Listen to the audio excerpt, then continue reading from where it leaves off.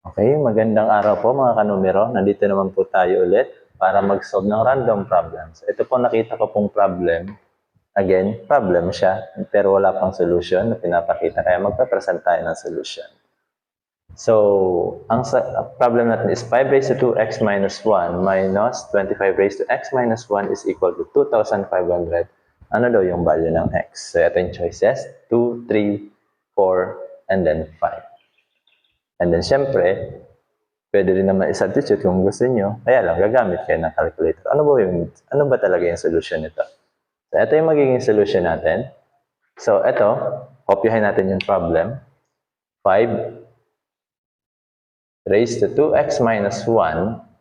And then, ito, 25, gawin na natin 5 para maging same base siya.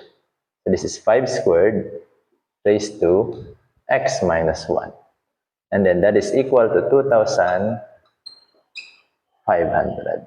And then, gamit ang law of exponent, nagma-minus tayo. So, we can change this into 5 raised to 2x over 5. Kasi nga, 2x minus 1. And then, minus, ito naman, kung didistribute natin to, this is magiging 2x minus 2. So, magiging 2x minus 2. So, para sa ginawa natin dun sa first term, pwede natin siyang ipalit na magiging 5 raised to 2x over, kasi minus 2, so 5 squared, which is 2,500.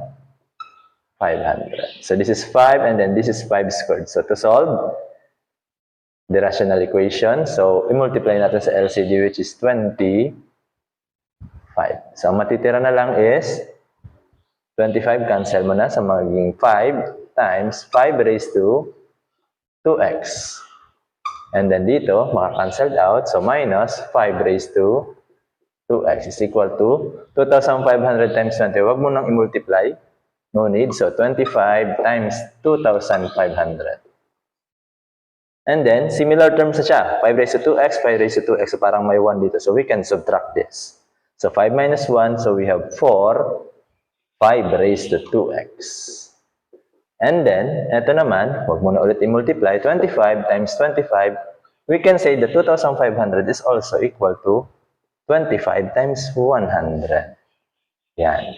So, i-divide natin lahat. Ito na yung sekreto dyan. I-divide natin sa 4. Anong mangyayari doon? So, yung 100 divided by 4 is already 25. Kaya, meron na tayong tatlong 25. So, 25 times 25, 25 cube, or that is 5 raised to 6. Kaya, ang magiging, sagot na natin sa 2x is equal to 6. So, dividing both side by 2, so, ang final answer natin is 3. So, yan na po yung sagot. Okay, so ang sagot natin is the letter B. So, yun lang po. Bye-bye!